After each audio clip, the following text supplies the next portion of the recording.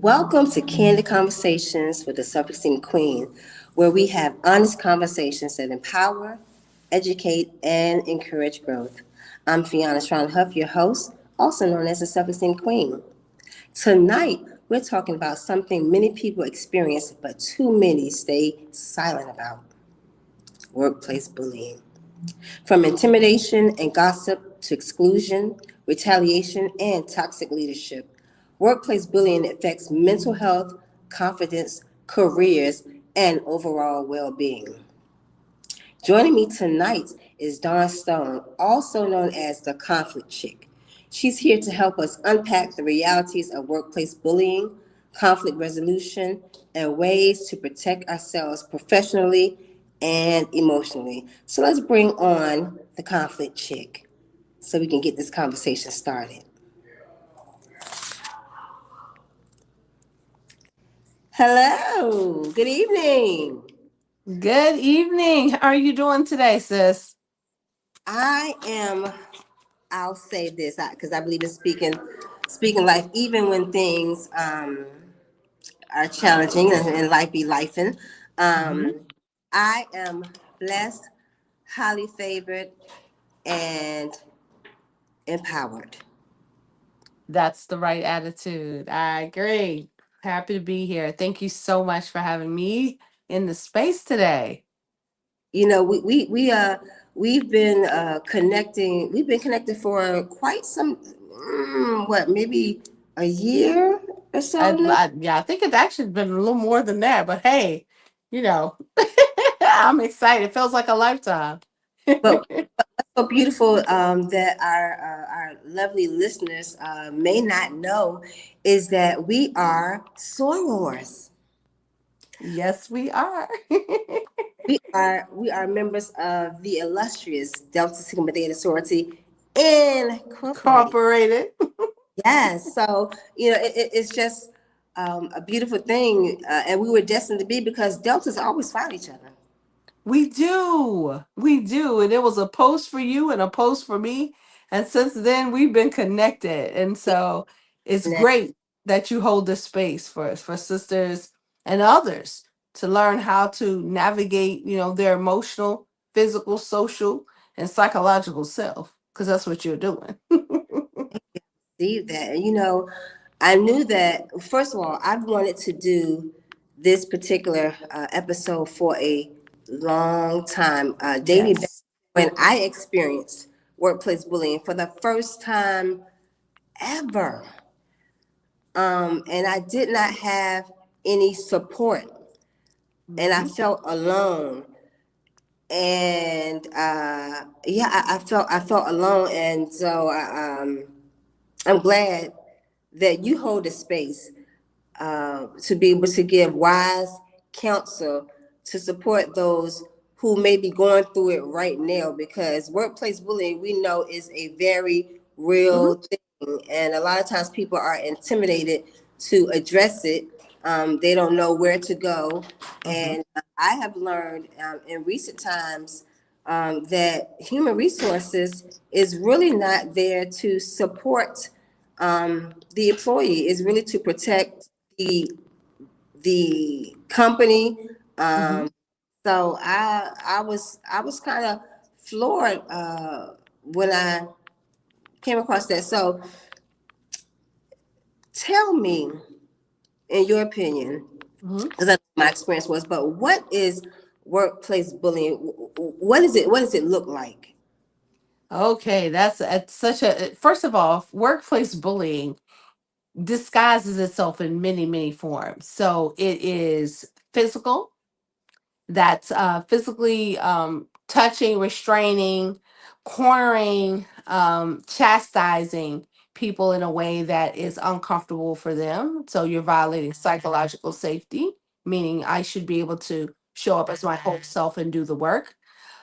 Number two, workplace bullying is also it's emotional because it also can be electronic, it can be written, it can be face to face. And so that's where we hear things like gaslighting, where maybe two or more or one or more actually, are feeling that they are being combative towards someone, and when they say something or try to justify themselves or something else, then they say, oh, well, it can't really be like that, you can't feel this way. So there's a lot of what we call banter that occurs with that form of bullying. And then you also have the electronic version.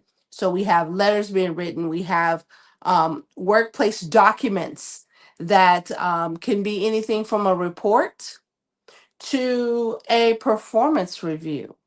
And that also is a form of workplace bullying, because I literally just got off the phone with a colleague who was sharing the narrative, because we both work in this space. And the person was telling me, you know what, I know exactly what this is and what it feels like. And so what was perfect performance and attendance and communication 3 months ago has now changed.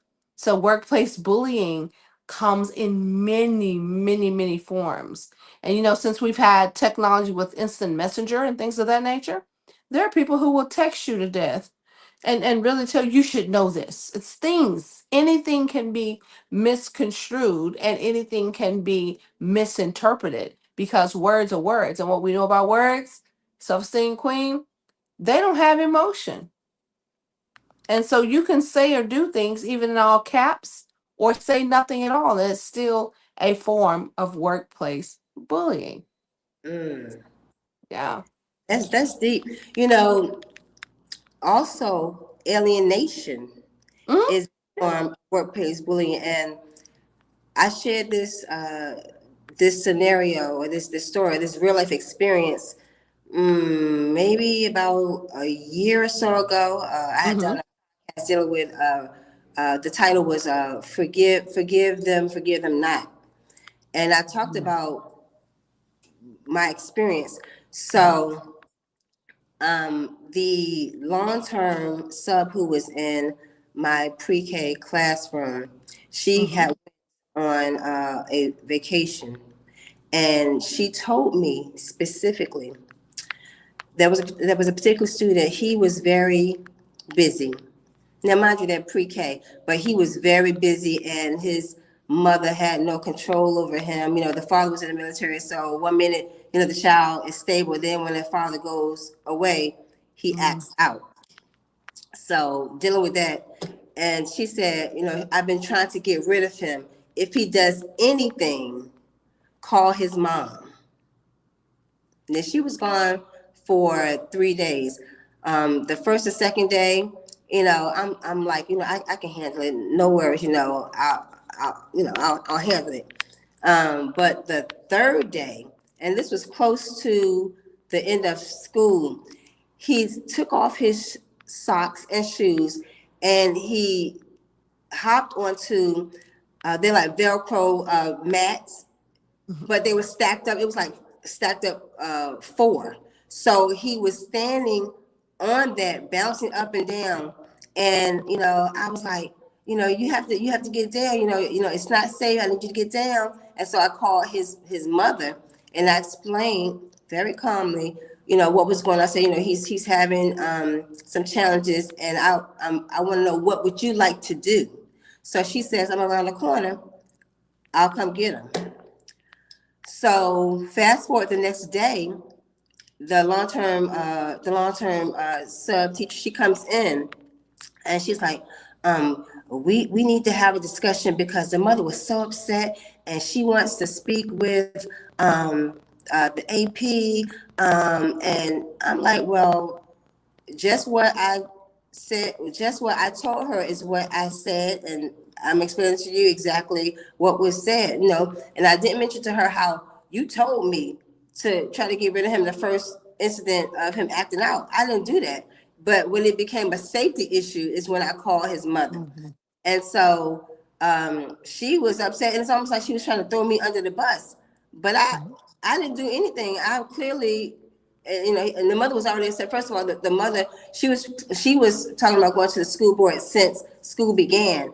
I started at that particular school the middle of the school year. So the issues that was going on with this little boy had already pre-existed before my coming in.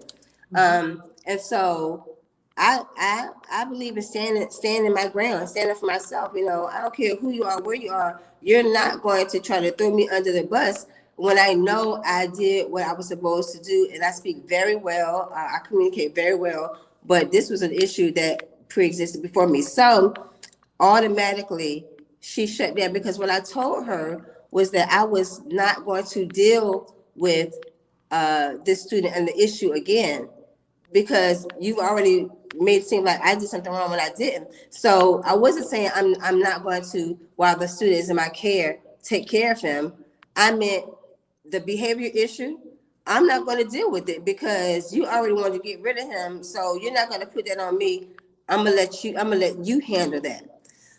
Suddenly, she, like a light switch, she flipped on me. Now, mind you, we were Bonnie and Clyde in the beginning. She even bought five of my Powerhouse Pointer books. No, my self-esteem, my Mirror Mirror Standing Tall books for the affirmation books for Black girls.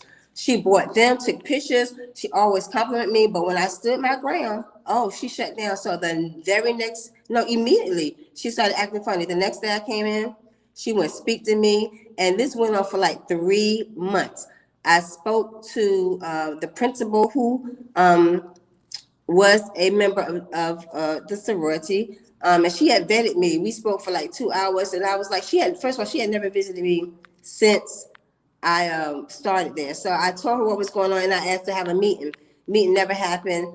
The alienation continued. I would be in the classroom. Another teacher or staff member would come into our classroom. She would tell them what was going on in our class, but wouldn't say anything to me. And then one time she was like, "Oh, Huff, did you hear that? Why am I hearing something secondhand when I'm in the classroom?" She was already a control freak because she was former military, former Navy herself. So she didn't let me do anything. I would come in later in the morning, and so the kids would jump off of the carpet. Miss Huff, how beautiful! She would be like, "Sit down. We're doing carpet. We're doing morning circle." So I dealt with that. And the first time ever in my life, I took a mental health day. I had never in my life done that. But that's what I experienced. And I didn't know who to turn to because if the leader of the school did not come and even investigate, then what was I to do? Because I already knew that principles are goals, so whatever the principal says goes, but she never did anything. And I suffered in silence until I couldn't take it no more and I was out. So Mhm. and I was new. So when you're a new kid on the block, to the schools, to that particular school or whatever, what do? You don't have. I didn't know who to turn to because I was completely new, and I've since forgiven that person in my heart, but I will never forget that experience. It was horrible. Never in my life did I uh, dread going to work with children, which is a part of my ministry and my calling, what I do. I mean, I didn't change how I, dealt with the students, but I felt the thickness of her animosity towards me to the very end. I even tried to, break the ice and say, listen, it's nothing against you, but I know what I said, and I did what I said, nothing. She just flipped on me, and she was nasty. She was very nasty, and I didn't have any help. So, for those who are dealing with workplace bullying, what do they do? Well, there's a lot you can do because, and I appreciate you sharing your lived experiences because so often so many people do not talk about this stuff. They do not express it. And I'm very open. So, in the world that I live in as the Conflict Chick LLC, I've been in this space for 15 years and literally started writing it with my life back in 1991. And I do realize that some of our audience wasn't even born then, but I'm going to share what and how, right? What it is. A, we're going to go through the letters of the alphabet. We're talking about children. We're going to keep it real. We're going to keep it 100. So the A is your attitude and the actions. A lot of times when we are seeing these things play out in real life, our mind will do this great thing. It's designed, your brain is designed to protect. And so what it will do is just protect you. Oh, you didn't see that. Oh, you didn't feel that. Oh, they didn't mean that. So you begin to look at their actions as if they are one-offs. But what happens is you got to pay attention to the systems and the signs that you see, right? So if it's consistent, that's a 111. Once a day, they are saying something out of line, or at least once a week, or every time, or sometime, whatever that looks like. I'm going to tell you, take a notebook. I will say this, I'm going to say this, and I'm going to stand 10 toes down, full chest. Keep a drop file for yourself and for everyone that you work with, because what it is, it's a relationship builder, but it's also a timekeeper. It's an established record of what's going on. So even if you are not feeling the best, or your mind might be super hopeful, if you look at the trends, you'll be able to do something about it. So the A is the actions and the attitudes of the people, including yourself. You want to also do that self-assessment to make sure you are aware, right? Aware of you and how you are and what's going on. The B is your behavior and your beliefs. You got to look at the behaviors that you are seeing, not only displayed towards you, but also your behaviors as you walk into the space. What is the belief system? So all of us walk into these spaces, and when you're working with people, even people who you are aligned with by blood or by some type of relationship, there is a belief system that you have. So even in couple relationships, in those partnerships, there are different belief systems. So if you're not sure what people are about, let's have some courageous and candid conversations about things they enjoy, things they believe in, what keeps them up at night, what things do they wish they could change. Having those things will get you an idea of what their belief system is. And a lot of times that is their value system. So in that space, it would have been good to understand the value system of the person as well as the parents. Like when I work with people's children, I always know in my head they're going to think their kid is the best, right? But Right. you know there's another side to that child.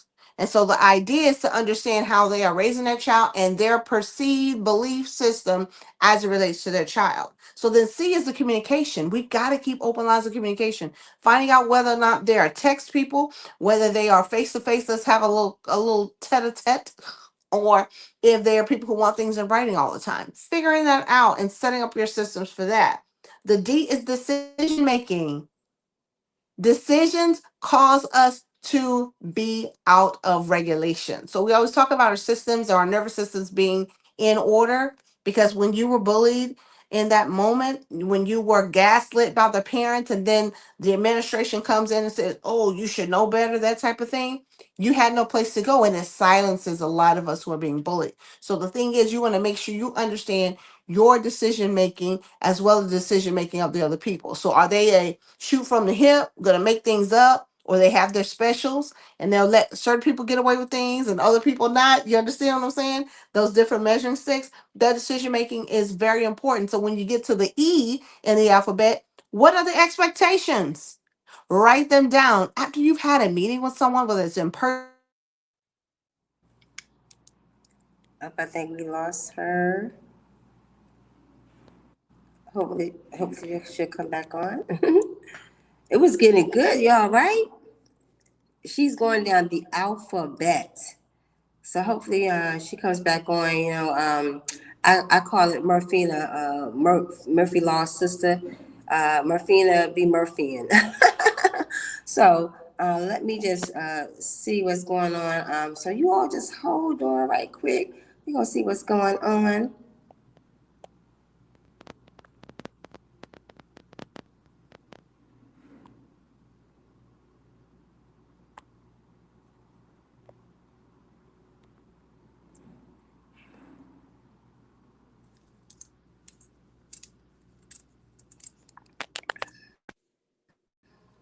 Okay. I should still be here. I hope someone can hear me. Those of you family members, please stop calling me. Expectations, right? The expectations are there.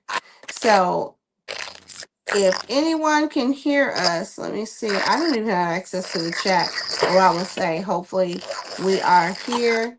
Hopefully, you can hear me. But the expectations are that way. You got to tell people what you expect from them. And you also can ask what they expect from you. That helps with the clarity around conflict, helps with the clarity around the communication styles, helps with the clarity around your rules and regulations for getting the work done or for protecting the kids, etc. Next, the F is followers. You got to look at the relationships they have with other people. If you find that they are not open to any constructive feedback, that's a sign. All right. So the sign that I had when I worked for an employer is that this person, this leader, liked having people around her who co-signed on her crazy. I just gotta call it what it is. When you have people who are not willing to own their own thing and be held accountable, that's another A. And all they want is for you to say that they are right or to pretty much be performative and do things on their behalf and also never get them checked in any way, that's a violation. And that's a clear sign that is not good. Next, looking at followers. Then we go over to the G is guidelines. There are guidelines. Can you hear me, Self-Esteem Queen? Yes, you know what? I'm experiencing some. Okay. I'm hearing Look, I'm that. still going through it. So we're on F. We're talking about followers. And then we're talking about the G is the guidelines that people give, right? If people don't give you guidelines, you give them guidelines. And what that allows you to do is to hold your boundaries. I wrote an entire book on this. I wrote an entire book on this called Unburden, breaking the cycle of people pleasing, burnout, and perfectionism. Why is that important? Because when you have no guidelines, you fall for everything. That means people can use you at work. You have to do everything and you rarely get compensated for it, right? Because they'll say it's your goodwill. That's just your nature. Oh, Dawn doesn't mind. That was how I lived. And I really got bullied in the workplace. So I could go through the rest, but I'll give you the words. Honesty is H. You got to have an honest conversation with yourself and other people about where you are. Intentionality is another way that you and I, self-esteem queen included, the conflict chick included, we have to be intentional in everything that we do because when we're not, we get taken advantage of. And, the JK, and I'm just gonna read through these because we'd be here for hours. Because y'all know I love to talk, and I know my sister's having some tech issues, so I'm gonna go ahead and finish the alphabet. So those of you who are taking notes, or come back to this live. Come back to the live. It's gonna be on her page on Facebook. Go like, follow, share. It's on a page in YouTube. Go like, follow, and share because what I'm giving you is things that are not only lived experiences from what we shared, it's also evidence based. So I do this for a living. Case in point, 70% of employers experience some type of workplace conflict every day. Every day. And that for managers means they're spending 2.5 work hours